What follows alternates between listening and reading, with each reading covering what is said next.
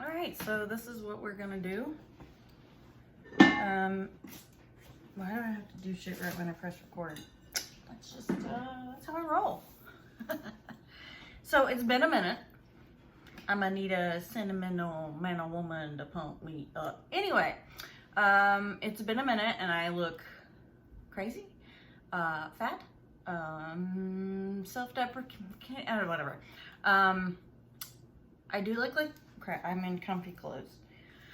And I need to wash my hair, and my hair is finally growing back, and I have baby hairs that just look fucking crazy. So let's just rock them. If we're gonna be, this is what we're doing, okay? So this is how we are. This is how we do around here. So if you're relaxing, if you're kickbacksing, if you are psycho, I don't know, we're gonna be chill together. So here we are. I'm so sorry that I haven't posted any more of the colors of the week. I don't even remember what days I'm missing right now. But let this serve as my official update video of everything that's been fucking going on for the last month. It's been a doozy, to say the least. Yeah, it's been hell, honestly. It's been hell. So let me just first off by saying, hi, I'm Piper. If you haven't been to my channel yet, this is Mother Nature's Medicine. So it will also, I'm also a counselor, so I don't know where I'm jumping around. I'm also random and squirrel. So that's what happens around here. Welcome. I feel like there's too much of a glare. Anyway, so I'm Piper. I'm actually a substance abuse counselor and health and wellness coach and lots of other freaking things that are on my website if you want to go look. Even though this video is mostly about me, we don't have to dabble into all that stuff and everything. But if you want to get to know more about me, go check it out over there, because my brain power is not that strong right now. I'm still recovering from the last month. So this is just an update of what's going on with me, so you know why I haven't put out more YouTube videos, because I was doing my best to try to stay really consistent on here, because this is where I wanted to start in the first place, and I ended up selling crystals. I am, like I said, I'm a licensed counselor. I am working on my PhD in mind-body medicine, and my specialization is integrative mental health, because I am a counselor, and I have a dual master's in clinical counseling psychology with a specialization in sex therapy. So anyway, yeah, I have background in music, and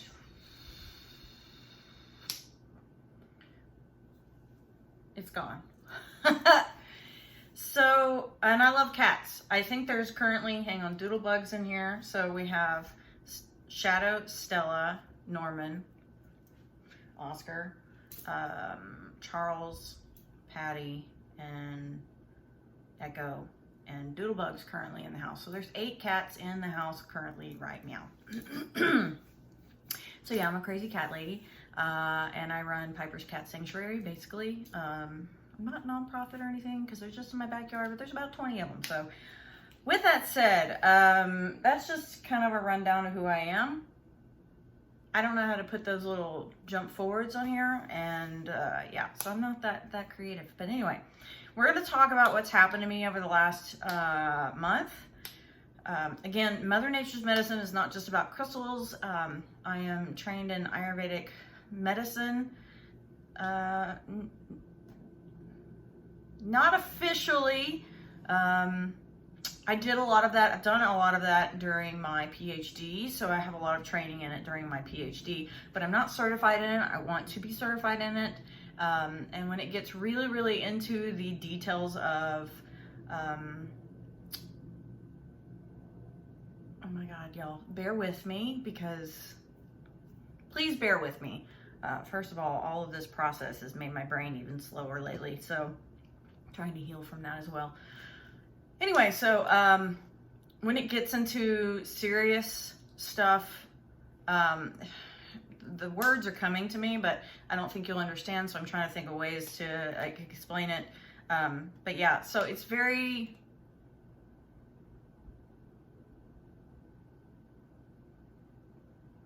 superficial, sort of, I guess you could say.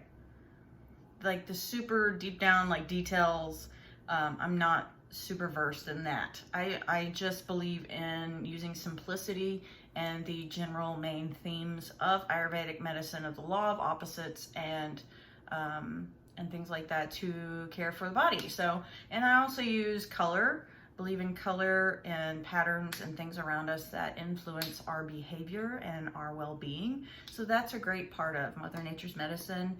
And there's a lot of counseling here on this channel as well. I am not just YouTube, I know it's fairly new here, but on my other platforms. So I'm currently trying to integrate them all together. So struggling at it currently because I'm about to go into dissertation, but and certain things like this have been causing some major backups in the process. So with that said, let's get into what 6.5 minutes later. Okay, my brain, I hope, is going to, I have energy drink, Tropical Mango Ghost. We'll see how this goes, because, yeah. Anywho, for those who have been around, I've had a herniated disc. I had a car accident back in 2012, 2013, one of those. I totaled my Mustang, my 91. Sorry, I'm distracted by Norman. My Mustang, my red Mustang, it was convertible. Got totaled from somebody else running red light, and I T-boned them. So fun times. I was driving too fast. I was young. Whatever. I've learned my lesson. Anyway, with that said, it caused some significant herniated discs in my back and sciatic nerve issues. We settled that, so because I was in the process of switching over everything from my parents to me, so they settled it without wanting to deal with any of it. And it was kind of funny because the truck driver, the wrecker drivers knew the guy. He'd already done it 2 other times previously, so it was just a scam to get money, basically.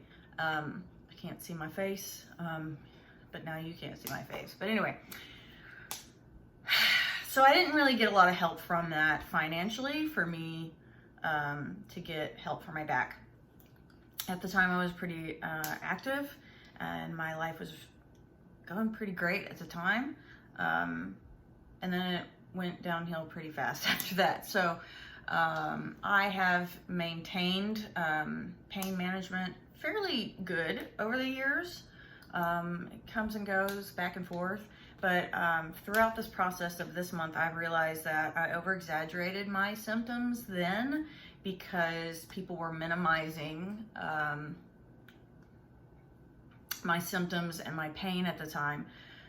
So I found that I was trying to, I remember back then I used to exaggerate a lot of things just to try to see if my family would take me seriously, or, you know, stop telling me to suck it up. And I would suck it up anyway, but I wasn't allowed to complain or whatever, you know. So it was just like, you brought something up, they'd be like, well, I do this. Yeah, that sucks, but I can't complain about, you know, I can't tell you that I'm in pain too. Why are you comparing? So we're both in pain, you know. That was my life. So I have, honestly, I exaggerated a lot then. So, and it wasn't to get attention. I mean, it was to get attention, obviously, but it wasn't to get more attention. It was for people to take me seriously, if that makes sense. So, and I've noticed throughout this situation this month that I did that so much in the beginning that that lie became reality for me.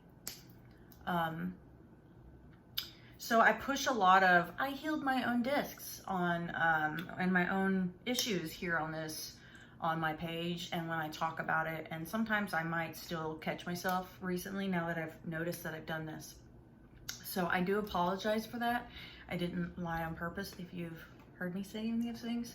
I did heal many of my discs because I had 5 herniated discs, but the lowest 2 have gotten worse. Now, all the information's on my phone, so I couldn't currently tell you by looking at it, but I do know that they have progressively gotten worse. But I did originally, I say I had 5 herniated discs. I had, if I remember correctly, 4 herniated discs, and one of them was already horizontal, not just back and front toward my spinal cord. So I misread that and I misunderstood, or maybe I just wasn't, because I was younger, and not that that's a bad thing, but I don't think my frame of mind was right. I was still healing from family dynamics and trauma and stuff myself. So it's funny that throughout this process this month, I've noticed how I've grown over the years dealing with this issue. It's been storming all day, and so I sit at this window for lighting, and so it's getting dark again. So I do apologize because it looks black back there. So I'm gonna do my best to make it through this. I think we have lost pretty much all the freaking lighting that's gonna be. But I have to keep this going or it's a pain in the ass to clip together. So yeah, with that said, I'm gonna come closer so that it's not so fuzzy. With that said, I've noticed, like I said, I've noticed the growth in myself over the years, but I've also noticed that the discs have gotten worse at the bottom. And so when I originally got hurt, I went to several specialists, and all they would tell me that they were just gonna cut off the herniation of the disc. And in my head, because I'm visual, I was just thinking, if you keep cutting off the parts of the disc, like, you're not gonna have anything left. Plus, there was degenerative disc disease in there. Somehow along the way, I've told myself that it's called advanced degenerative disc disease, and I still swear I've read that somewhere because it was advanced for my age. But I don't know, and I haven't found the original documents. And I still can't remember if there was 4 MRIs or 3. So I'm kind of confused because I only found 3, but I still sometimes see 4. I don't know. So here I'm just trying to lay the land for you. Anyway, with that said, I didn't opt for surgery because I've always heard, oh my God, it's getting so dark. I've always heard that it's never went well for anybody. Of course, those people were never active after they had surgery. And to be honest, in the last month, I haven't been very active because I couldn't.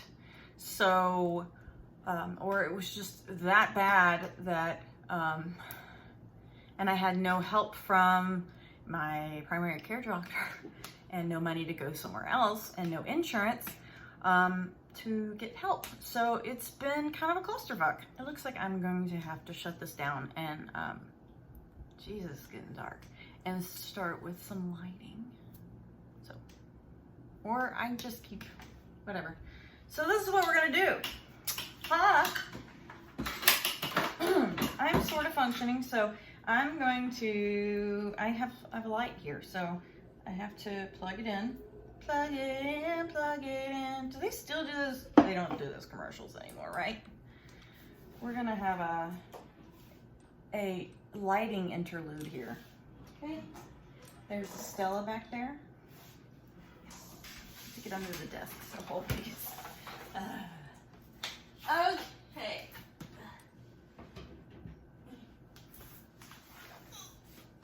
I'm so out of shape. Okay. I got my umbrella. Oh, please. Oh, man. Hang on. Whoa. reminds me, just seeing the umbrella like that. When I was a kid, I had one of these umbrella chairs. I think I was like 5 or 6. Baby. That's my automation for my phone. I love Big Hero 6. Anyway, back to what I was saying. I must have been maybe 4 to 6, something like that. And I loved it so much. I really did. I loved it so much. And I was just a little kid, and I remember breaking that little umbrella on that chair. I was in this little purple. Maybe my memory's all like that because I remember seeing photos of it. I don't remember if it's an actual memory or if it was photos of it. So, story of my life. Like legit. Okay, I moved that. And now, this isn't gonna work. All right, so.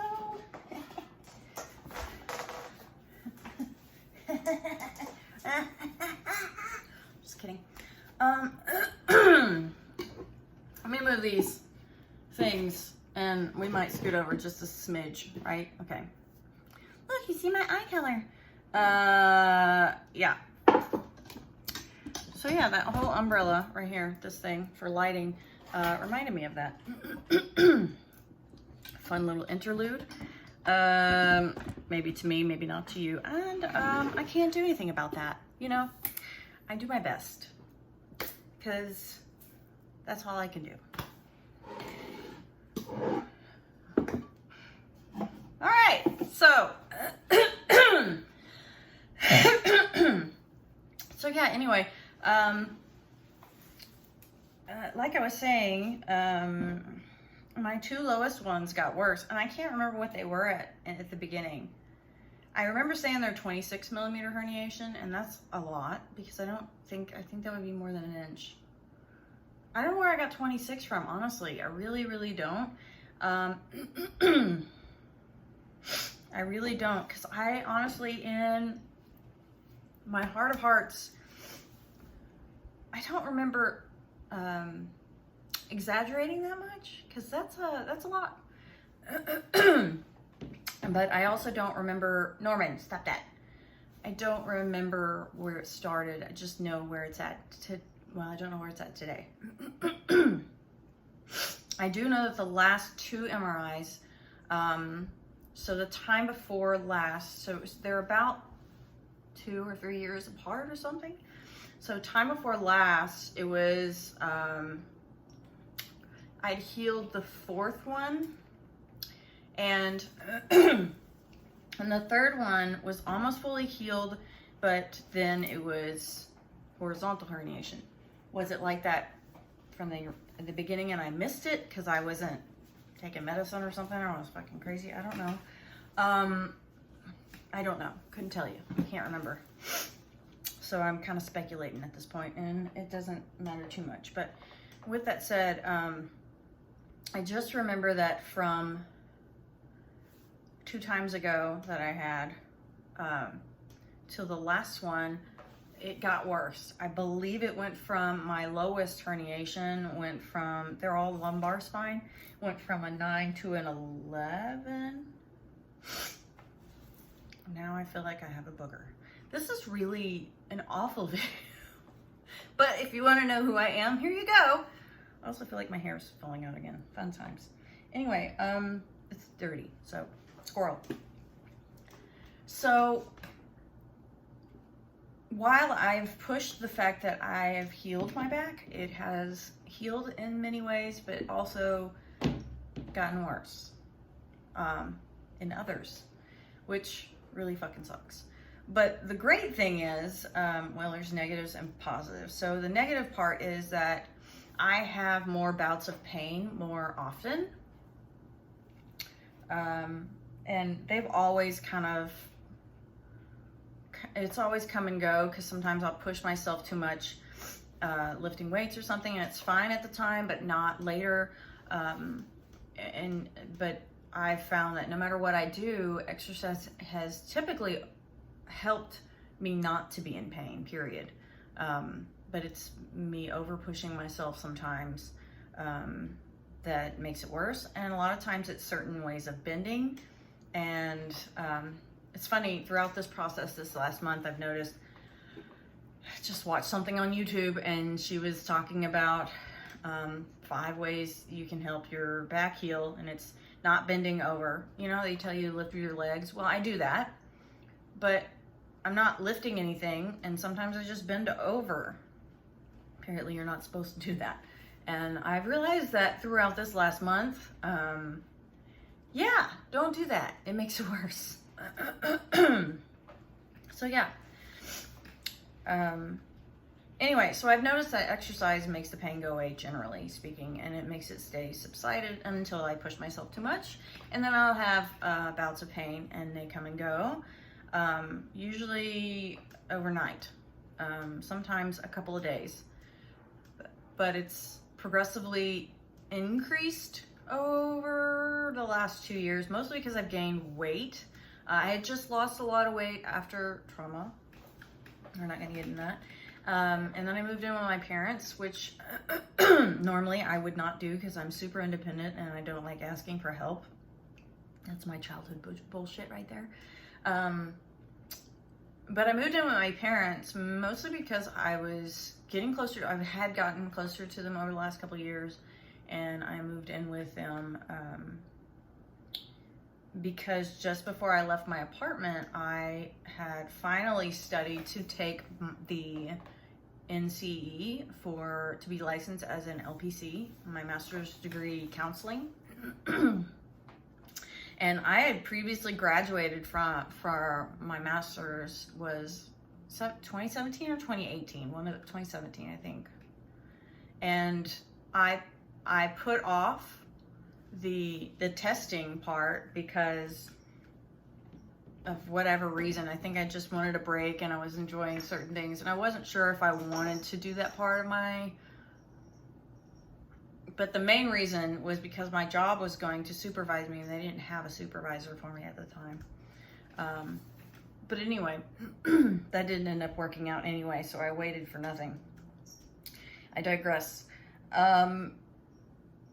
So I was studying a lot and having a traumatic brain issue stuff going on. It was really difficult for me because it was right during the really bad part of it where I had hardly any memory and struggling to remember things, struggling to study, focus, get things done, just function on a daily.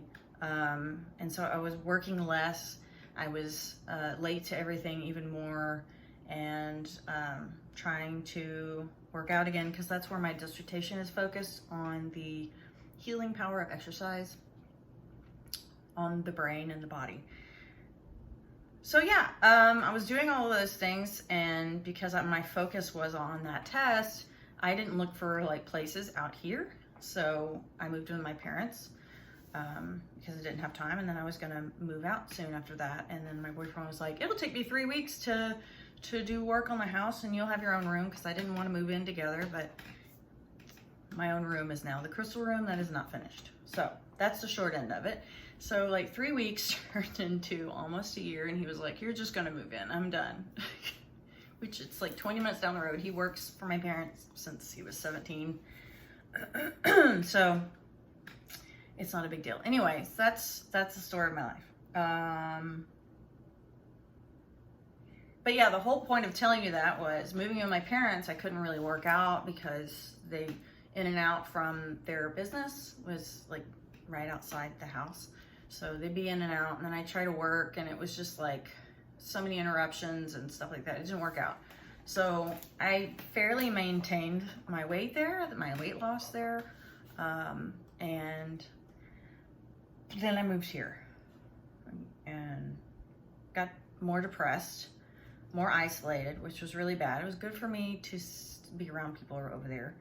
And then I moved in here, and I gained a lot of weight over the last few years I've been here. More responsibilities, trying to push selling more because I spent more on crystals initially, and then I tried to work out, and then I couldn't keep that consistent on top of everything else around here and school. So, yeah, that's kind of what's happened. So the whole point of telling you that is my weight gain, I know, has significantly influenced my back. You think gravity, extra pressure on the discs, especially if they're already degenerating. So it's just, you know, easy to kind of think about it like that. Not good. More pressure on pinched nerves. And so that's where we are. Anyway, I just started getting into bike riding. I've had a bike for years, and I usually bike on a stationary. I use my trainer, but I've never actually rode it on the road, and I've been saying I was gonna do it, but I fear the bike. I love it, but I fear it because it hurts my bone down there, and I've tried everything, and it just hasn't helped. Apparently what helps is riding on the road, by the way. So I can't believe I'm like 26 minutes into this, and I'm just now telling you. I'm so sorry. So two days before this started, it kind of started. So it was July 25th, I started having pain, a little nerve pain, a little pain. I went to ride bikes, took my bike over to my sister's, which is next door to my parents, about 20 minutes down the road, and went bike riding with my niece. Even though I was in a little bit of a pain, it actually helped, but it also hurt. Before that, I've been riding bikes around here and trying to get more active again. And yeah, so I was enjoying it. It was great. I took the next day off because I was in pain, and I didn't get to go riding with her again. And then the day after that is when it started. So it was the 28th of July. Today is the 29th. 30th. School started yesterday. Yeah, so I tried to contact my primary care doctor, who minimized everything. But initially she just ignored all my messages, to the point where I had to call and ask the company if they were even using that system anymore, because nobody was responding to me, nobody was calling me back, and I wasn't going to schedule an appointment because at the time when the pain had started, I couldn't stand up, and even when I tried, I couldn't take 2 steps before I was on my back screaming in pain. I have a high pain tolerance. I think that's even more developed since my disc pain, because I know how to manage it, how long I can stand, how to sit, proper posture, things like that. So even though my lower disc pain has gotten worse, hi Callie, she hears me. Hi baby. So even though my lower discs have gotten worse, I know how to kind of manage it, so over time.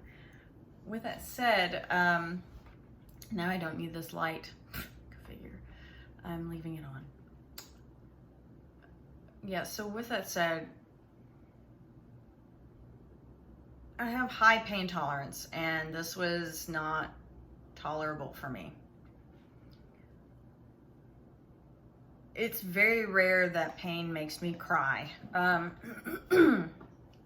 usually just or make a higher eyebrow than usual, and I learned how to move differently, and I still get things done. Jason's been amazing because he's also an enabler. He's enabled me to sit on my ass while he does things for me when I'm in pain or when I'm busy, which I know has it's awesome and sweet, but it has also caused my weight gain because I'm fucking lazy at times. He's great, but he also enables. But bless his heart, throughout this process, he has not skipped a beat of being there for me. And if it wasn't for him, I don't think I would have survived this whole situation. Or if it wasn't for my father or my sister as well. My father for different reasons. My sister, if financially and emotionally being there when I need her. But I don't even think she realized how bad it was until I literally explained it to her. I don't know. She disappeared for a while, and then, anyway, my eyes blue today. They look really blue on the screen for right now. Anyway.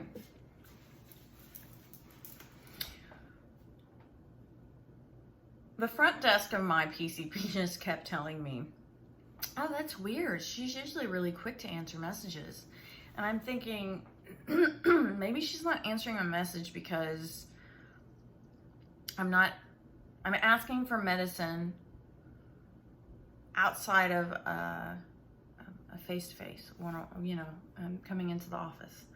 Because my message to her was, hey, I know last time that we made a visit, she knew I was in pain. She wasn't my normal doctor. My normal doctor, she went back to school to, get even better. What time is it? Okay. That's like the fourth doctor that's told me, you have inspired me, I'm going back to school. So I went through 3 doctors at that place. One of them, she's already returned back and she's awesome. I don't know why I didn't go back to seeing her, but anyway. My favorite doctor, she is gone, and so I got this other one, and she minimizes everything about me.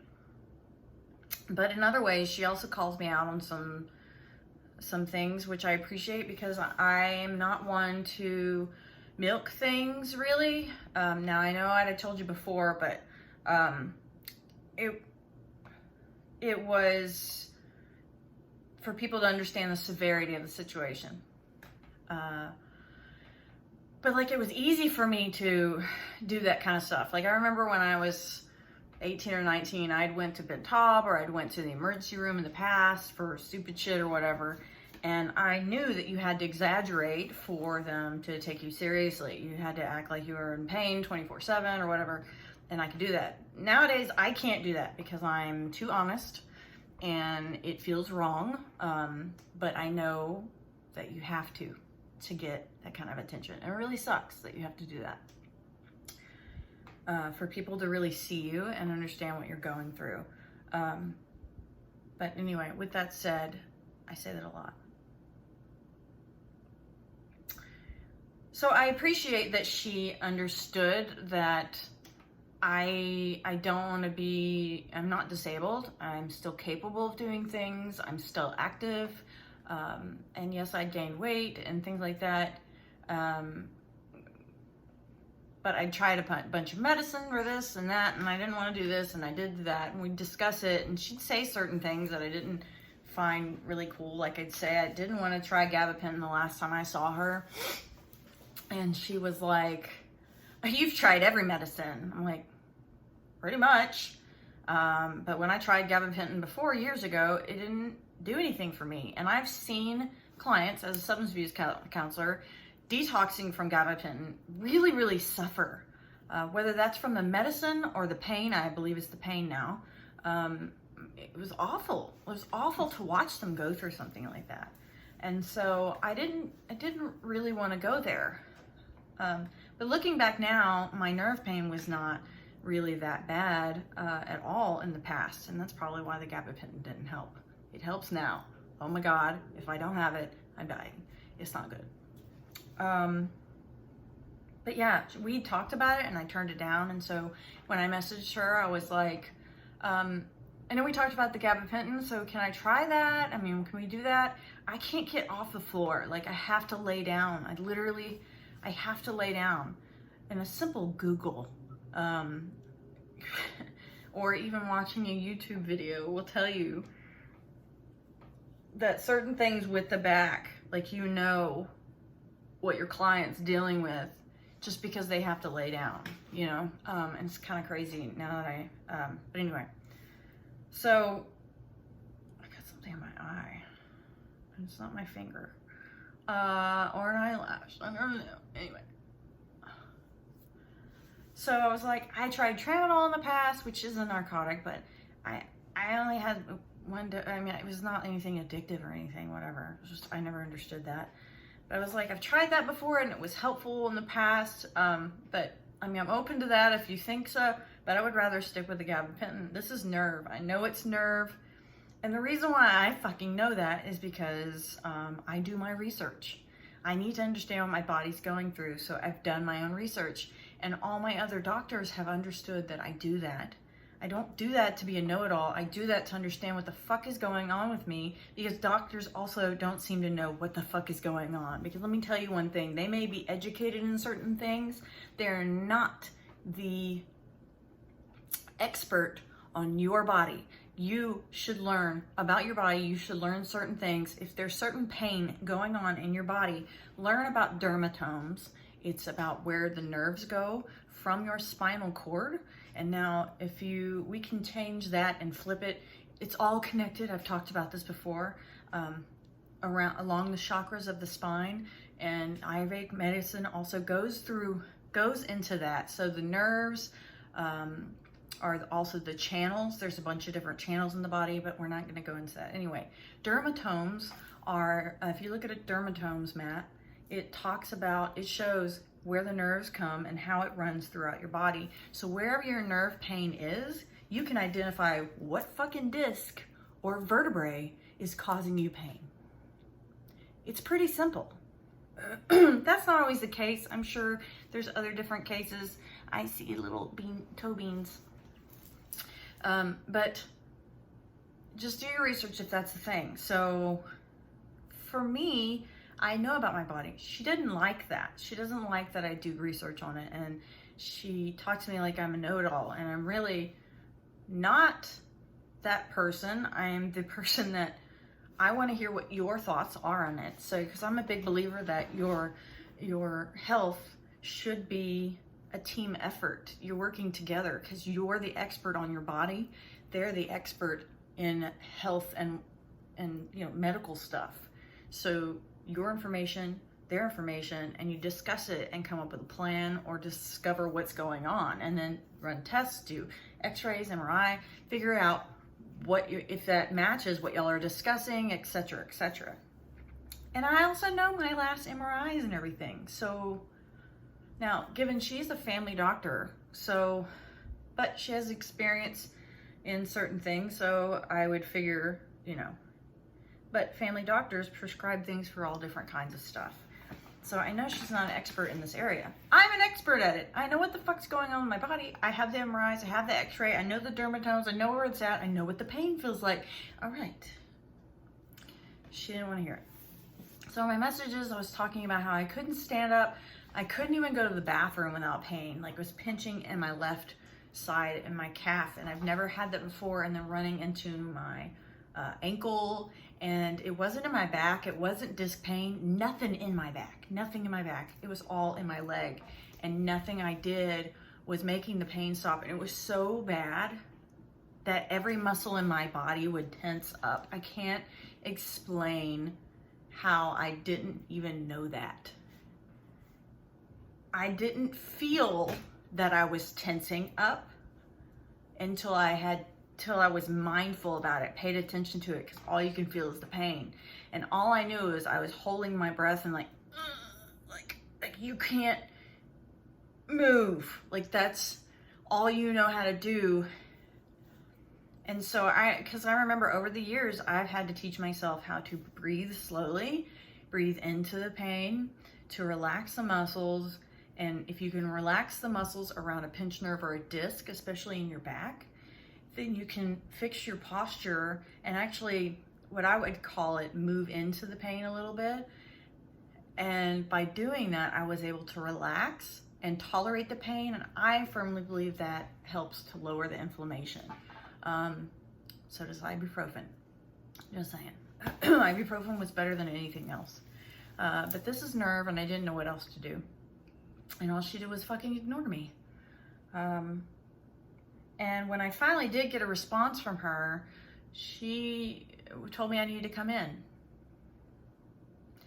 Bitch, how do I come in if I told you I can't walk 2 steps? When I go to pee, I'm scared that I'm in so much pain that I really need to drop to the floor and lay down. but I'm in midstream, so I push beyond and I'm in even more pain, and I can't even begin to explain. When you wait like that quarter of a second, a millisecond longer just to finish peeing, and how difficult it is to finish peeing before you have to drop to the floor with your pants still down around your legs, and you're screaming, and not really screaming, but it's more like a moan, in so much pain that it doesn't matter that your pants are around your leg. It doesn't matter. But I'll be damned if I pee all over myself. So cope with pain longer, only to make it worse, and then lay down by the toilet. Yeah, I can make it in. Let me get right on that. Let me get right on that.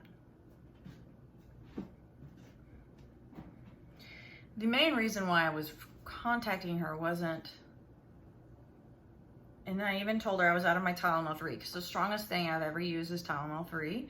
Mostly because I, as a substance abuse counselor, I don't feel like it's appropriate to be on pain pills when you're teaching classes for substance abuse. I just don't find that appropriate. I understand that people have to do it, but I don't like that. Now, Tylenol 3 doesn't fuck me up because I only take 1 at times. I might take 2 to sleep because it relaxes me. And when I told her that, she's like, so you're not really taking it for pain? Yes, I'm taking it for pain, but I'm taking it to sleep too, to tolerate, so that I can sleep from the pain. No, so you're taking it for sleep. 2, yes. Pain, sleep. Taking it for the pain so I can go to sleep. Did I say that wrong? I'm so sorry. Well, that's not really for pain. Okay. As a substance abuse counselor, I understand the effects on the brain, okay? So pain pills actually don't work on the site of the pain. They work on your receptors in your brain to tell you that you're not in pain, by the way. The only things that actually work on the site of pain are ibuprofen and Tylenol. Just saying. Or the like, something like that. That's why people get addicted to things, because they're trying to numb the sensors up here because it's not working at the spot. Now, muscle relaxers work to relax the muscles. How do they relax the muscles? That's how. Muscle relaxers don't help nerves, but they do help you relax. So therefore, it uncrunches the nerves, unpinches the nerves as much. I mean, there's still a pinch from whatever's going on, but it helps the inflamed muscles, it's usually the case, from tightening up because it hurts so much, to let go of the pinched nerve. I know all this because I learn about things and I'm educated in that. Just saying. And it's kind of easy to understand that to me. I'm visual though. And I'm a know-it-all. I know it all, motherfucker. Anyway, I don't. I know what I know. And so if you know something different, let's discuss that. Moving on. But my specialty is substance abuses. Substances on the brain and the body. And I know them, so don't try to tell me. Anyway, so I was out of Tylenol 3, and I usually get a whole 30-day supply from my doctors usually, and that lasts me sometimes a whole year. She didn't like that, and most doctors wouldn't, and I understand that. But I don't never know when pain is happening, so it will happen off and on throughout the year at times, and sometimes it's really bad, and sometimes it's not. And so that's why my doctors in the past have worked with me and done that for a 30-day supply to kind of cover me. Sometimes I would make it maybe a few months without needing it, with needing it.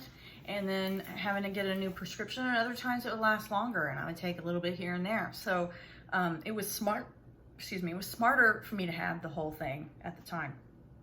And she just refused it. At first, she would do it where she would give me a 30-day and they would dispense me 10 at a time. And then magically they disappeared. So I don't know what happened with that. The ones to refill, whatever. I didn't realize this was going to be that long. I apologize, but it's been a month and we're about to catch up. Anyway, so I figured maybe that's why she wasn't responding. So I messaged again and I said, look, gabapentin is a non-narcotic. That's really what I'm asking for. I was only talking about the other ones because I was telling you what was going on with me. I don't have any more of the Tylenol 3. They weren't really working anyway. I think the gabapentin would help because this is nerve pain, but I'm also open to tramadol. Some people refill that even though, because it's not really anything super strong that I was taking anyway. It was like 25 milligrams or something. I don't remember. It was nothing. And 2 of those were too much. Not too much mentally, but like I would get cotton mouth and then I never knew a difference. The only difference was cotton mouth. I didn't ever take more than that. So yeah, just more ignoring me. And then, and that took almost 2 weeks to get a response from that. And finally, after I threw a hissy fit, she had people calling me every day to check on my pain, to evaluate how I was that day. And every day I'd say a fucking 10, because a fucking 10, because I can't get off the floor. I'm barely fucking walking. I'm still in pain. Why aren't you sending me something so that I can get up and I can come into the office so we can talk about it? Because she just kept saying you have to come into the office. And I finally said, fine, schedule me something.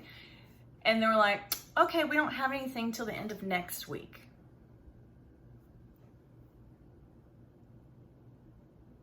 You're pushing me to come in for this situation. I'm telling you how serious and dire it is. And all I want you to do is I just want gabapentin so that I can get up and come to your office. I need to function. Just let's try it. And I'm not gonna lie, at the time I already had some. I had some gabapentin, I tried it, it worked, it helped. Because I was desperate. It fucking helped. And I wanted my own prescription. Why was this so difficult? It's not a narcotic. We discussed it last visit. It's not like it was something random. Sorry, I'm very worked up about this. So, yeah, so the continued refusal and then the minimization of not taking it seriously. And then one of the times I'd done telehealth with her and she told me I could do a telehealth. Why can't we do telehealth? Well, you need to come in. For gabapentin? I can't come in. What part of I can't take a few steps? And then by then I'd been able to take 3 steps, but it was still in really bad pain because I was using my TENS unit because I'm fucking smart. But I'd already went through several batteries, and the only thing else that was helping me was getting into in the hot tub and sitting in there in the hot heat, whatever. And it was helping to relieve the pain. I got out within an hour. It was so much pain again. It was TENS unit, hot tub, TENS unit, hot tub. I mean, it was ridiculous. No matter what I did. And I didn't want to get an emergency room because I can't afford to pay that. And I didn't want a bill I owed. And so it was just like a whole thing. I can't be behind on something like that or I get denied loans for school. And so I explained all of that. It wasn't that I was saying I didn't want to come in. It was that I couldn't come in. Can I come in afterwards? Can you just help me until I come in on like the scheduled time? None of these things. And why would you call me every day to evaluate how I'm feeling if you're not going to schedule me for a whole fucking 2 weeks out almost? Yeah, it was almost 2 weeks. Like, it took me 3 weeks to see my fucking doctor. 2 weeks to talk to her, 3 weeks to see her. It was just like, she kept telling me to go to the ER. I said, yeah, when I go to the ER, you know what they're going to do? They're going to give me a big fucking bill, and they're going to minimize my situation, and they're not going to do anything because I don't want surgery right now. I don't want surgery, period. I'm open to discuss it wherever I'm at, but I need a new MRI. Are they going to do that there? They're not going to do that in the emergency room. I'm not stupid. I know how this works. And it's too expensive to do it there anyway. I've always found cheaper places to get it done, which is between $250 and $500, which is a lot, yes, but it's cheaper than thousands of dollars. I was like, I don't want to go to the fucking ER for them to minimize it and not give me gabapentin. The only reason why I brought up the other thing was because I was out of it and it wasn't really helping. I was in so much pain. Y'all, I can't explain how much pain. And sometimes I think about posting the videos of how much pain, because I have videos around my house. I have cameras, but some of the cameras weren't recording at the time. And I didn't realize I needed to have them all recording to kind of catch these things. And I will admit there's some of them I went back to that did record. The one in the living room records constantly, and so, but it's old school. Like all my cameras are really old, they're older. So it takes a minute to try to go through all of them. And it was, by the time I was like, I guess I need to go back and look at my recordings for certain things that where I knew I was in the living room when I was in so much pain. It already recorded over it, or I wasn't going to scan through all of it. And then the one time I remember that I was in so much pain trying to get out of bed, and Jason was trying to help me. And I'm not a person to ask for help. And he was trying to help me get out of bed because it's by a wall, you know, and to make it to the floor. And I fell into his arms trying to make it to the floor, just fucking crying. In so much pain, I can't begin to explain it. And that camera is set on motion, but I guess we got, because in between me falling to the floor, because I remember melting down his body to get to the floor, but he'd hugged me and I hugged him back. And I guess in that pause, it stopped recording, so the rest of it missed. But I wasn't going to post I was only wearing a t-shirt and underwear. I wasn't going to post that on social. I guess it doesn't matter. It's the same as it would be swimwear. And I'm not trying to do that for attention. And I had these videos prepared to show my doctor, but I bet she would have turned that down because my mom went with me to the doctor because she took me to the ER when I wasn't getting any fucking help.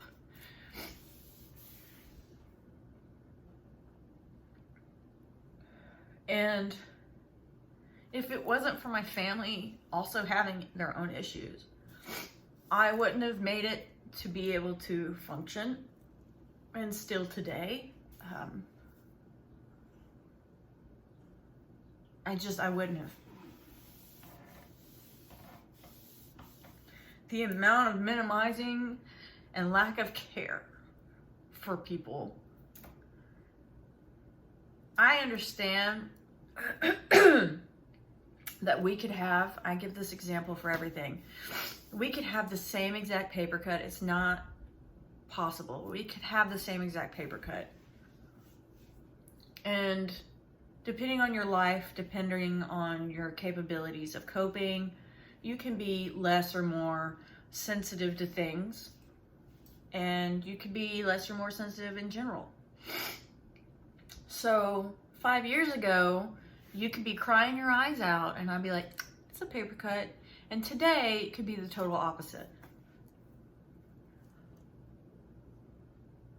But when it comes to my disc pain and my nerve pain, my tolerance is the same. It's all been the same for me in this situation. So I've been fairly steady. And I think when I went to the ER has a lot to do with, there's multiple things going on with that situation. So my mom drove me because I needed gabapentin.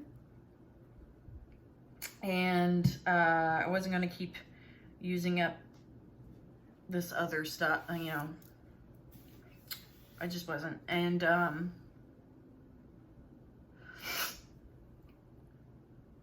by that time that I went to the ER, I had figured out ways to move or sit where I wasn't in a lot of pain, and I would stay in that position. But my mom dropped me off at ER, and I hobbled indoors, and I was having to lean to walk in and also kind of favor that leg. You know, I had a limp. And everybody just stared at me walking in the doors. There were ladies right there with own little, and they just walked off. And I was like, what the fuck is going on? So my mom tried to check me in, and she didn't know my social. It was a whole thing. It was like people not wanting to help. And then my mom left her purse and stuff with me, or her stuff, so she can move the truck out of the emergency lane. And of course, that's right when they call me up 5 or 10 feet away at the desk too, which is out in the open. Or this is pre-ER. To take your vitals, get your symptoms and all that. And I wasn't thinking fucking clearly, because they were rushing me and my mom had left. And so I'm carrying her purse. My purse weighs a lot. She had been carrying mine. And I had a drink with me because I was like dehydrated. I wasn't feeling well. And I was trying to carry that. And any amount of carrying something was really difficult for me. And so I was trying to walk, and I couldn't even get maybe 2 inches from sitting on the side of where the chairs were. And I tried it. I was just like starting to go in pain, and I refused. And my mom seconded that, to drop on my back in pain. I refused to do that. If I pushed myself further, because just walking in the door was really bad, I was like, Mom, I gotta drop. I was like about to cry, and she's like, don't drop on this floor. Don't do it on this floor. And I was just like, okay. So I hobbled to the chair. I pushed beyond. That's some serious coping. It wasn't, oh, your pain's not bad, you can do it. I'm telling you how bad I was in pain.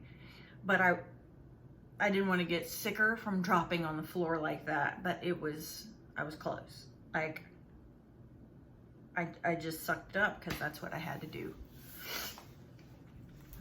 But I understand how people can interpret that. You know, I refuse to pee on myself, so I just deal with more pain. Yeah, that's what I do. My resilience, I guess. Anyway, I just told them because it was starting to really hurt, because my mom's purse, my purse was probably about everything together, probably about 12 pounds. And so I was just like, I can't. And they were like, well, we need you over here. Like, what? And finally someone had walked out in the area and was like, I'll just go get you a wheelchair. Well, sitting up for me was even a problem. So I was like leaning to the side, and I found a place that was okay. So they wheeled me up to there, and I was telling them what was going on. And when did this happen? Last Thursday at that time, I think it was. And they wrote down that it happened Thursday, not longer. And I was like, and I probably shouldn't have done this. I said, I'm pretty sure it's nerve pain. I have herniated discs, I have sciatica, but this is nothing like I've ever experienced in my life before. To the point where I drop on my back, and I can't explain the level of pain. Well, how much pain are you in? 1 to 10. Like 12 million, okay? I can't explain it. The only thing that's helped for a little bit is a TENS unit. Even then, it's still bad. And I had been cranking up my TENS unit so fucking high, y'all. And usually a 3 is as high as I could go. This was so much that, like, I have scarring from it. And like, my whole leg was numb, and I knew where the numbness was coming from. It can cause major damage to your body if you don't get this checked. And yet everybody kept pushing me back. And then And then like even my primary, she was like, you know, this can cause major issues. I'm like, yeah, I do know. I just want to be able to get up to go somewhere to get this taken care of. Can you please help me? Please help me. And she's like, well, I was just thinking, when I finally did see her, she told me, I wasn't trying to minimize. Yes, but you did. I wanted to be, but I didn't tell. I told her the ER was minimizing. Well, I wasn't trying to. I was thinking long term. Bitch, I was trying to think of right now to get up and be able to fucking go somewhere to take care of this so that I can get up and around. The fucking ER, what did they do? They took an x-ray and then they sent me in a little room, gave me 2 shots in my ass, sat me down. I felt a little numbness for like 15 minutes and it was gone. They had me in and out of pre-ER in less than an hour. Not even joking. And what did they tell me? You need to get up and just get moving. If I could, I wouldn't fucking be here. I wouldn't fucking be here. I don't need y'all. I haven't been to ER in years. I've been dealing with pain like this. Not like this, but for pain, this somewhat situation since 2012, and I don't need y'all fucking... I need help now. Can we figure out what the fuck is going on? Can you give me a little medicine? They weren't even gonna give me gabapentin. They gave me all these other labels. They gave me meloxicam. That shit doesn't fucking work. And it's not even... So, I'm so angry. And then there was other medicines that they gave me that did nothing. Nothing. Did nothing to help. I find that anything that's similar to ibuprofen or Tylenol that's a prescription does nothing. I've taken 800 milligram pill of ibuprofen, doesn't work as much as 800 milligrams over the counter. Like, I'm not even joking. It doesn't fucking work. There's only one thing I've ever tried as well for like muscle spasm / muscle relaxer that's non-narcotic that fucking works. And it wasn't my prescription. And you're not supposed to do that. But you know what? Whenever you're in a fucking emergency, what the hell you're gonna do? Just let me sit here and die because nobody's gonna help me. I don't know what else to do. I can't come in the office. You wanna do a telehealth medicine. You won't fucking help me. Come in the office. I just fucking told you I can't walk. It's like I wasn't speaking English. And they didn't even talk to me about the x-ray. They sent me out calling, my paperwork says sciatica, you need to just get up and move around. I just told you the short version of, I've gained weight recently, over the last year or so. I haven't been as active as I need to. That is how I manage pain, on top of ibuprofen and all that. This is totally different. This is different to the point where I'm scared that maybe it's not nerve, maybe it's a blood clot, and that's pretty serious. Oh, I bet you it's just sciatica. We're speculating in the ER?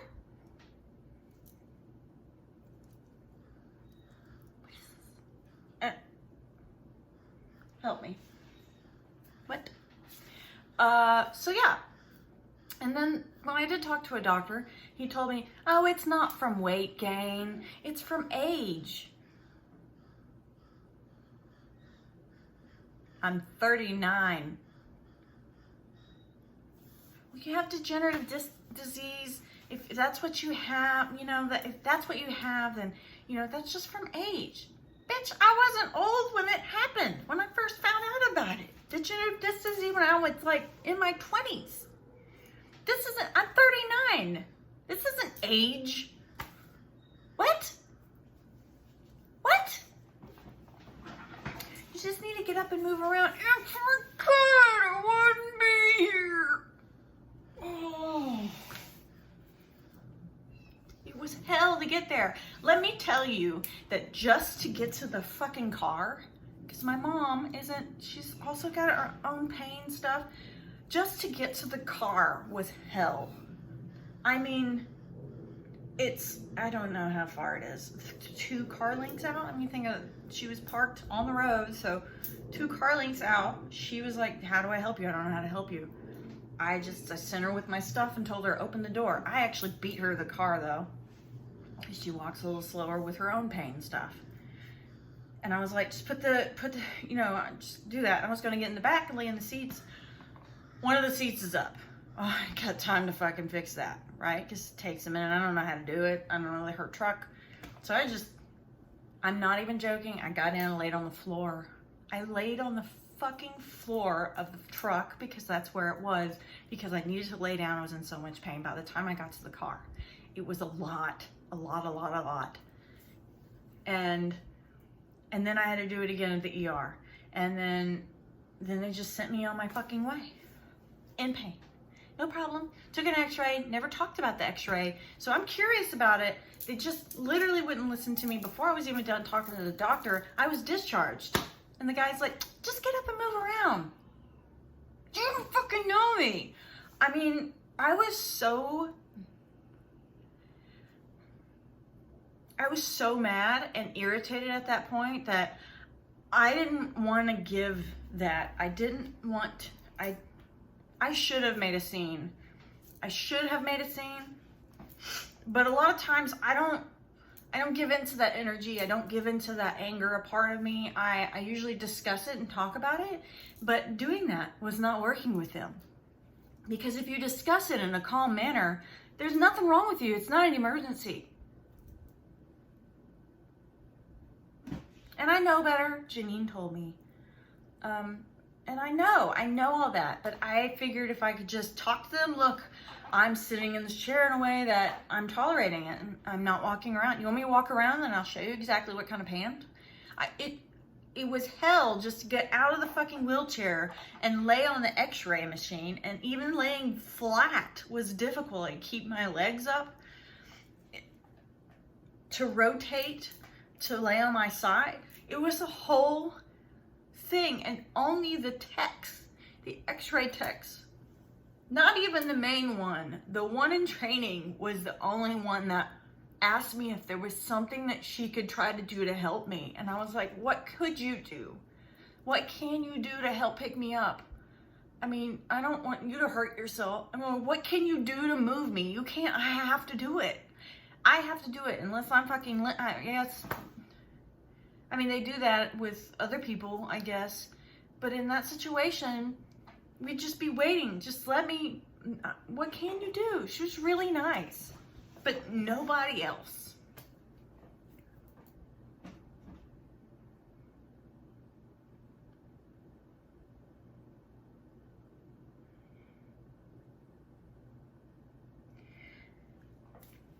And so I actually had to ask for gabapentin. And the guy's like, I can only give you like 10 days worth. Why? Whatever. That's all he could do. I was like, fine, give that to me. And he gave me 100 milligrams. And at the time, I mean, I've tried 400. 400 didn't really do much of a difference than 100 to me. For some reason, I don't know why. So I was like, fine, whatever. And it's so funny that they didn't even offer. Shadow, he must be in pain. Shadow! They give you paper, give you a rather than call it into your place, which I heard that they do.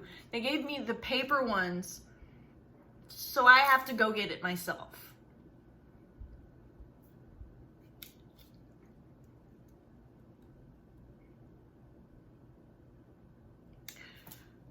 Mind you, I had tried to go to the chiropractor too, like the day after it started happening. I asked my niece to come get me, and we went to the chiropractor. I had relief for like 2 minutes, and then it started again, and I had to go to HEB, which was next door.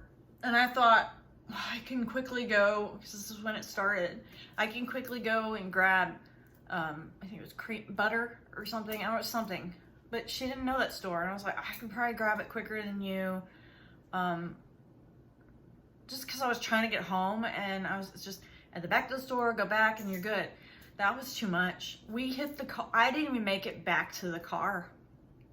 I was like in the middle of like the crosswalk when I was just dying, and I couldn't figure out how to sit her seat back. And bless her heart, she leaned over to help me to lean it back, and I was just screaming in pain. And she's like, I don't know what to do. And I'm like, I don't know what you can do to help me. And so I had my 10 unit on at the time, but it was not helping. and then it was starting in my hip too.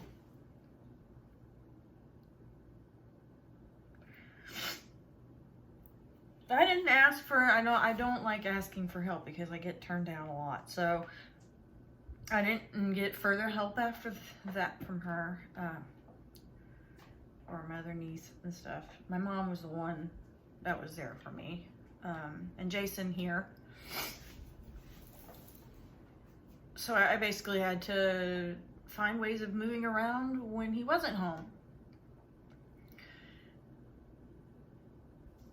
And so with cats and separation and Charles sick, and so I have to make things work. I never realized how much back and forth I would do. Go to the bathroom, then go get me something to drink, then lay down. Well, I can't do bathroom and go grab a drink. I can't, that's too far to walk. So I would barely get to the bathroom to go pee, and then sitting down was difficult. I can't in this chair for some reason, I don't know. It pinches, whatever, before I'm hitting the floor in agony for about 15-20 minutes.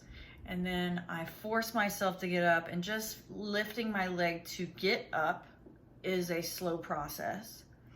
And then make it to the living room to lay down on the heating pad on the floor. Now you're supposed to switch ice to heat to ice to heat because apparently heat aggravates, but I'm telling you, in this situation, heat did not aggravate. Heat relieved the pressure of the muscle spasms happening on the pinched nerve, which is bad enough already, and I just had to find ways to move my body so that it wasn't that bad. I did find out, instead of laying on my side, I could actually be on my hands and knees and basically doing like a cat when I was in pain. But after I came home from the ER and found there's a login online, so I logged in. Wow, lo and behold, there's the results from the x-ray that the doctor didn't even fucking look at. I have retrolisthesis, and leave it to me to have one of the rare things. This shit happens to me all the time. It's gotta be difficult. But in a way, it is good. It's the worst because it is a shift in your vertebrae toward your spinal cord. So if you ever heard of cauda equina, I always say esquina. It's basically the crowding of the nerves in your spinal cord that can cause paralysis and permanent loss of function in your legs and your bowels. So it's pretty serious.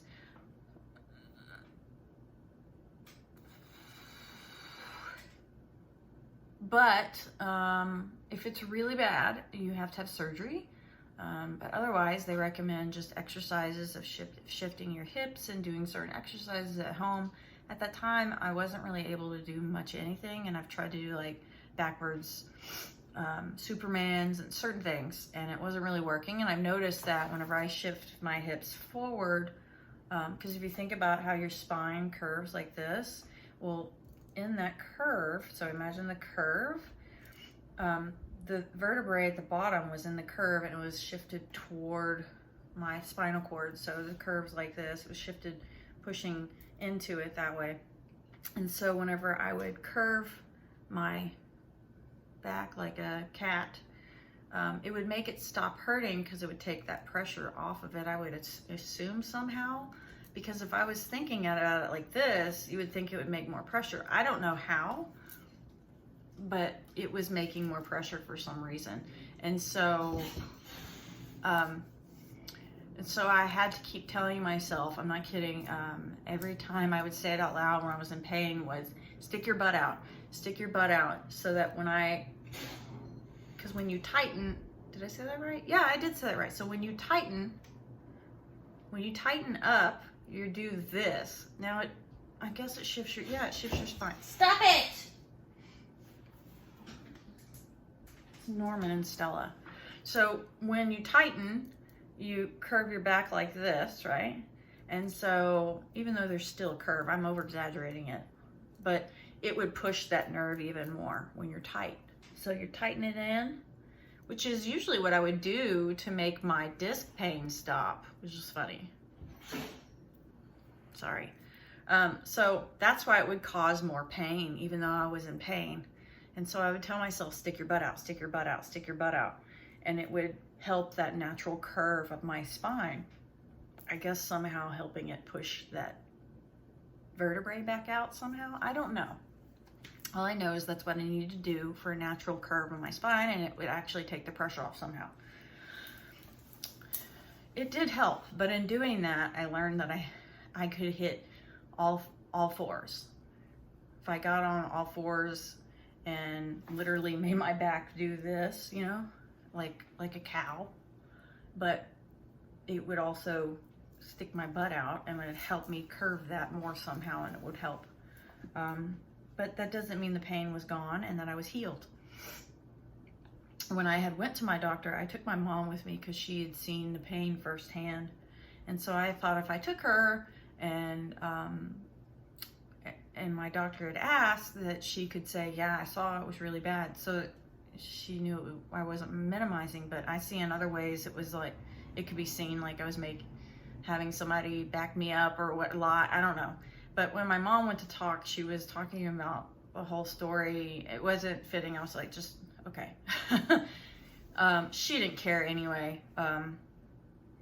So I didn't even bother to try to show her the videos. She didn't care. And I have a ringworm right now too, by the way. And so I've been living in my in my pants stuff and everything because I don't want it to touch anything. It's mostly probably because I have cats. Now it's not a worm, by the way, it's a fungus. It's caused by whatever. And so I've been using treatment for it ever since I saw the 1 dot, which the treatment, even though it's for ringworm, really sucks. So I've been trying to treat it for 3 weeks with this stuff. That didn't work. So I have more all over my body. Fun times. But nothing on my arms.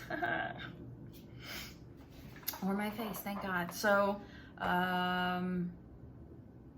yeah.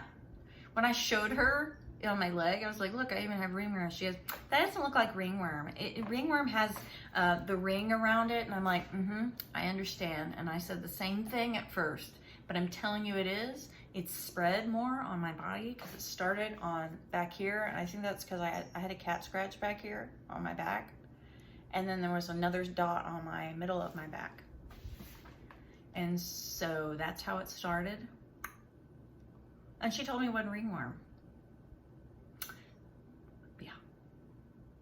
And I was asking for an oral way of treating it rather than having to, because I can't bend over to even put it on my leg where the spot is. So I would have to have Jason put it on for me. Yeah. So thankfully my hours have been off with my sleep anyway, because I go to sleep around 6 a.m. It's gotten worse. It was around 4 or 5. It's gotten worse. When Jason's getting up, I'm going to sleep, and he tucks me in, helps me get into my night clothes. And he always brings me my medicine if he's here and I need it. Feeds me. And then at lunch, he would come in, bring me my medicine, make me take it, so that I could have the medicine in my system before I got up. Because if I got up beforehand, I would be in severe pain, and I would be awake anyway. So he would come home from lunch, give me the medicine, and then the medicine would make me a little sleepy, and then I would take a nap, and then I'd get up, and then I'd have my coffee, and he'd have my coffee ready for me, and give me my vitamins and stuff like that. God bless him. He's been amazing. But yeah, I even asked my doc, I said, okay, so can I get a handicap sign too? Because there's times hopefully if I can start to function, I need to be able to park closer. And plus I've lately had to have people take me places if I can go.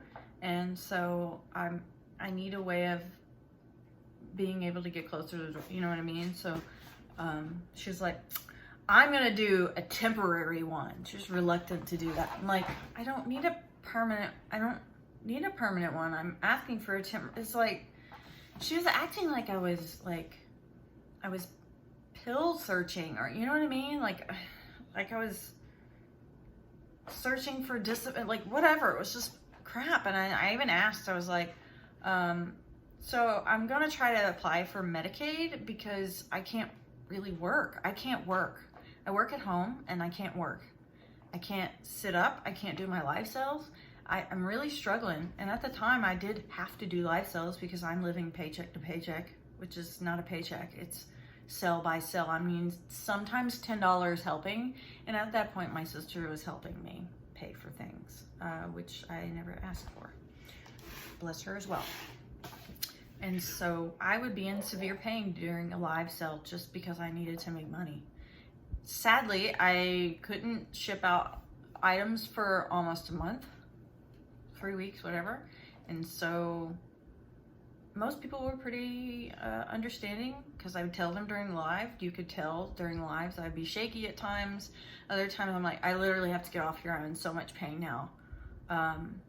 And I learned that if I skip my medicine, I have to take it every 4 hours. If I skip it, I can't function very well. And then I'm in more pain longer.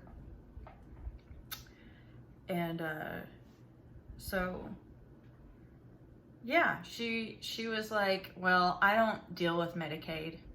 You can't write on the paper. You know me. Like you know my situation. All my stuff's in your chart. You know about my back. You know about my sciatic nerve. I know you're family practitioner. But you know all this, and it's just asking, how long can I sit? How long can I stand? Just, this is for temporary Medicaid to get help, like now. I can't afford it. I need help. Like, you know this. I don't understand. I don't deal with it. Where do I go? Where do I go to get this done? So I never got help to do it because I needed a new PCP and I can't afford to pay the original. You know, when you go to a new doctor, you have to pay a whole new, it's more the first visit, which I get, but no insurance and barely living on things now. And she just refused. She refused. And then I sent it to her again in a message, and I still got like ignoring me originally. And I called the office several times and they were like, it's so weird. She's usually really quick at responding. Really? Not to me. I guess she just doesn't like me. And a week later, she responds with, I don't do Medicaid. I told you that in office. It was just like so bitchy. And I'm like, it's not really Medicaid. It's from my doctor saying what I can and can't. It's not you saying you get Medicaid. It's you saying how long. Read the document. It's like so fucking simple. But I feel like she's gonna be one. I didn't fill it out myself and just ask her to sign it because I feel like she's gonna be the one to be like, no, I have to fill all this out. So I left it blank and then I gave her a little sticky note of what I can and can't. You know what I mean? She didn't want to fucking do it. So back to the drawing board. So even though I'd already applied and I was waiting for the document there, I got denied. But thankfully, I qualified for special enrollment with the healthcare marketplace somehow. I just put it on credit and paid for that, and I actually just paid for that yesterday. So I spent all day yesterday looking for a plan that fits everything I need without a deductible. It's an HMO, but it'll start on the 1st. So it worked out. I don't have to deal with Medicaid, so that's a great thing. And it covers the doctors I found in this area, and I did my research. So a lot of people will tell you don't do HMO because you don't have a lot of options. But I want to stay around this area, so I would just look it up and find doctors around here and read reviews on things that sounded good, and then I would look it up in the system, and that's how I did it. So I highly recommend that. It did take me quite a few hours to do that, but yeah. as far as my pain, I have gotten better. I think it's from some of the movements I've done, pushing myself. Yes, getting around did help. And not missing the medication, because she did give me 300 milligrams of gabapentin. So I take that religiously every 4 hours, along with ibuprofen, and then every 6 hours I take, or maybe twice a day, I might take Tylenol on top of that. And then she refilled my Tylenol 3, and I was like, okay. She's like, that's not a muscle relaxer. It relaxes your muscles, but okay. It is, but okay. Can you give me one then, so that I can tolerate the pain and go to sleep? I forgot I said that. She says, no, you'll be all right. Did you not fucking hear anything I said? She told me, I'm not trying to minimize. I'm trying to think long term. Bitch, I'm thinking right now. I can't think long term when I can't go to the fucking bathroom without excruciating pain. I can't not have help from other people. I can't fucking work. What am I supposed to do? So I'm doing better now, obviously. But I still need a lot of help with a lot of things. I can't stand super long, but it is longer than before. I'm doing better, but there are sometimes I push myself because I move crystals. I take care of cats. Like I said, I watched a YouTube video where I should have known this a long time ago. Even if you don't have anything in your hands, if you just bend over, instead of squatting down, even when you squat and bend, it puts pressure on the nerve and the disc, so I can't do that, and I find that I do that sometimes, and then it aggravates it, and then I have to lay on the floor. Did I tell you that I've spent a month laying on the floor in my living room rather than going to bed? Because going to bed actually made it worse at times, because I have a Tempur-Pedic, so it's awesome, but not for this situation. So I've literally, and I told her that too, been sleeping and living all day on the floor in my living room on a heating pad. That's been my life. But I'm good, right? I'm good. And every time I went to the bathroom, though, I'd be on my hands and knees or laying on the floor next to the toilet for at least 15 minutes in excruciating pain. That's normal too, right? Right. Yeah. So when people tell you they have excruciating pain, they may not have it 24/7. There might be 10 minutes or an hour or 2 hours or 3 hours, whatever, where they're tolerating it. It's not that bad. And I'm not gonna lie, when this first started, because I have PTSD and I have dissociative issues at times, it's not very common anymore. It more or less kind of just seems like squirrel sometimes, but it happens where I just lose it and I'm gone for a minute, but I'm good. Something will trigger it, but it's rare, really. I feel like it's just squirrel moments now. But when this started happening, I literally was begging Jason to cut my leg off. I'm not joking. I was imagining Letty and everything of amputating my leg. Just take it off. I'm not joking. I can't, that's the level of pain. And I was going through so much pain for so long that I would find myself almost completely dissociating so that I could numb my body. And I wasn't doing it on purpose, it was happening. I just felt like ignored and unheard, and just multiple levels of this trauma. I'm going through this trauma that I would find myself checking out and numbing the pain that way. Just being gone for minutes at a time, and then I would come out of it crying because it would remind me of times when I dissociated after being raped or sexually abused And I don't wish that on anyone, because I was willingly going into these moments to make the pain stop. I was willingly putting myself through this trauma again to make the pain stop.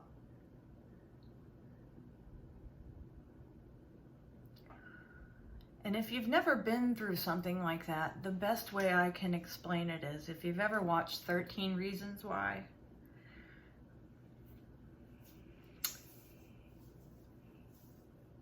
and she did an excellent job of I've watched so many different things of moments like this, and she captured it fully. And I don't remember if she ever said that she went through it. I don't remember the young lady's name, the actress's name, but the hot tub moment where you can see the life of her in her hand. It's the life of her just left in that moment.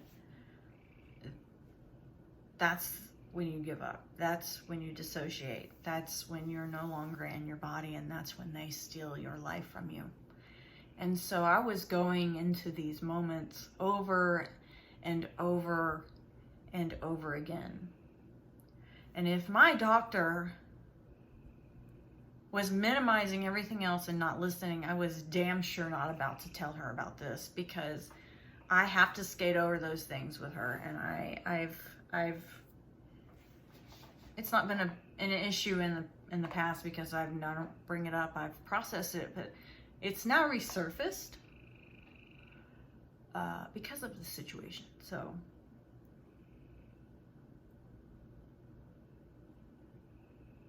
that's been my last month.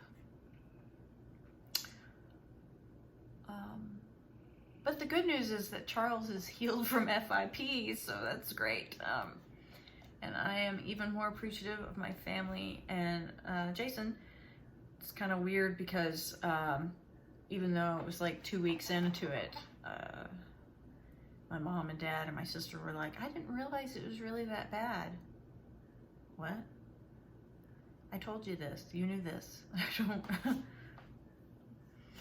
But so after I had tried to talk to her again and all of this stuff, and then it was like a slap in the face when I got the time. I got my medicine. So like the Tylenol 3 that I get, it usually takes me a year. I've been refilling it more often.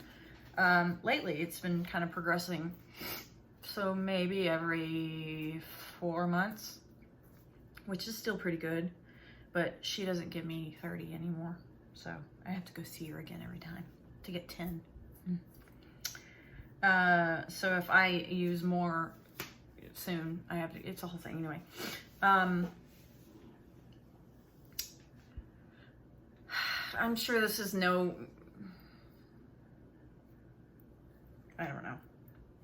Maybe she didn't think about it, but I remember just looking at, I looked at the bottle and the instructions, and it was like a slap in the face. Use 1 pill a day as needed for pain. Yeah, she definitely doesn't understand what I'm going through. Yeah, I didn't necessarily say I needed a narcotic. I just needed something strong enough to help me with this issue. So, whatever. That's been my experience. Again, I'm doing well. I could stand much longer. I was cleaning, because it's been months. I've been cleaning the house here and there off and on, and so it's standing a little bit longer. And so I think I've discussed this before. There's peeing wars going on, and I think it's because Cicero that comes inside. I've helped another outside kitty. He comes in and goes, but he lingers inside, and I don't pay attention. I think he's adding to the mix of issues, pee wars. And so while I was down and Jason was taking care of more, and he was like, oh my God, it's a lot. These fucking cats are going to be the death of me. I'm like, yeah, I do a lot. Do you realize this now? So I had to clean all my weights, and I have a lot of weights because I'm into exercise and I love lifting and stuff, because it was just all over. And now Stella doesn't use the litter box. She goes in the sink, which I would prefer that than on things, but peed completely on my weights too. I don't understand. I think that's because I was prepping, meal prepping, which I can't do completely on my own either, so it's a whole thing. And so I was cleaning all the weights. You know, you clean them with pea spray. Pea spray takes the enzymes away, and then you have to spray it with vinegar to keep them from wanting to go back to it, and it disinfecting. So it's like a whole process. So I was also cleaning and soap and whatever. So I was moving these around a lot, and it was just too much. I did too much. But I pushed myself, and sometimes that's not a bad thing. Sometimes pushing myself is good, I think, and then I pay for it, but I'm paying for less now. The pain doesn't linger as long. I don't know what I'm doing completely different. I honestly feel like I'm helping the vertebrae shift back, and that's been the whole issue in the first place. So whatever I'm doing, I feel like that's what's happening. Clearly my discs aren't better, and I'm looking back and I think I probably should have had the surgery to have the disc done. I'm never gonna do a spinal fusion unless absolutely necessary. But again, that's the best thing that happened from everything is, I mean, I found almost $80 to pay for my insurance now. That includes vision and dental, thankfully. And I can cancel my other vision. And so I got help from the healthcare marketplace to pay $380 something on my insurance a month. So because I don't make that much money. And then I found out I can file for unemployment right now since I can't really work very much. I don't know how that's gonna go, but I haven't done that yet. So things are looking up, and yeah, so I know this has been a long story, but that's been the hell that's been this month. I still sleep on the floor sometimes, and I still require help. Yeah, it's been my life. And now I have to pee. So this has been long enough. If you've made it to the end, drop me a purple heart at the bottom. No, let's do purple and red, or one or the other, because today is Tuesday, and Tuesday is for, it's a masculine energy. So yeah, masculine energy. And I don't know what that has to do with red. Wait, it is red. Is it red? Tuesday is red? Yes, Tuesday's red. Whatever. Anyway, I gotta pee. And I've talked to you a long time. This has been my update. I mean, I guess an hour and 37 minutes is pretty good for the details of my life. That has been a month. And I'm a really big person of believing, manifesting things. So I've kind of been, since I couldn't get, I don't know, somehow a miracle. When I don't worry about finances, I do whatever I can, the best I can, and then it just works itself out. And that's what's been happening. It's been the last minute for everything. That's been happening. They had to extend Charles for 2 weeks because I missed his medicine. And so there have been 2 families that lost their own kittens that had this expensive medicine. So it's like $100 a vial, and I needed like 8 vials or 6 vials, and 2 families donated to me, and we made it to the end. So, and he's cured. So it's been a blessing. Now I got to get him fixed, and the earliest appointment I could get him at Texas Litter Control is on the 8th, and so I have to wait before he can go outside. The cats need flea treatment, so I have to wait for loans and stuff, and hopefully I can get help from people to get him fixed, and everything will be great. So that's where I'm at. So I'm manifesting that I'm getting healthy, and that's what happened after I came back from the ER. I said, fine, all these motherfuckers are gonna act like I'm functioning, so am I. And even though I have struggles now, I'm actually getting better since I said that. And Jason was like, maybe you need to slow down, because I was like, I'm gonna get on my bike. We need to move my trainer inside because I don't trust myself outside. We're gonna move the trainer inside. I'm gonna get on my bike. This is what I'm gonna do. I need to lose this weight because even though I gain weight all this time, in the month I've been laying on the floor and inactive, I've gained 15 pounds. And I learned that at the 3-week mark. 15 pounds from the day it started. And I haven't been eating awful. Sometimes I don't eat anything. It's because I've been inactive, and inflammation also causes weight gain. And so it's been real fucking fun. So yeah, you'll probably see more Ayurvedic stuff here on the channel. That's my goal moving forward. I'm doing meal prep a different way than I did before because I can't cook on the same day. We can talk about that later. It is going to be on this channel. That's what I said. I'm going to start talking about all of those different things on here. I can get into it another time. Definitely not now because I really have to pee. But I wanted to complete this video in full. Thank you for listening. Thank you for being here and giving me your time and support. I love you all. You've been there for me. I've had several people just texting me or sending me love or doing energy work for me. And I am super grateful for you all. I'm grateful for you all manifesting and sending your happy vibes and love. And even if you didn't do it on your own, when you said you oh, I'm gonna think about you all the time. Even if you didn't do that and you just told me that you were, that energy, and I know that happens because sometimes I'll be like, oh, I'm sending you happy vibes, I'm gonna think about you all the time, and I don't because life, that's okay. Life. I'm here to tell you that even just saying that to me was giving me a moment that you were thinking about me in that moment, and it means a lot. It has been super supportive. Y'all have kept me going forward, and I am forever grateful for those of you who continue to buy from me during this time, even though I haven't shipped out a lot of things for later. I love you all so very much. Thank you for everything. I don't know, I'm really grateful that I've gotten here, and I still have a long way to go.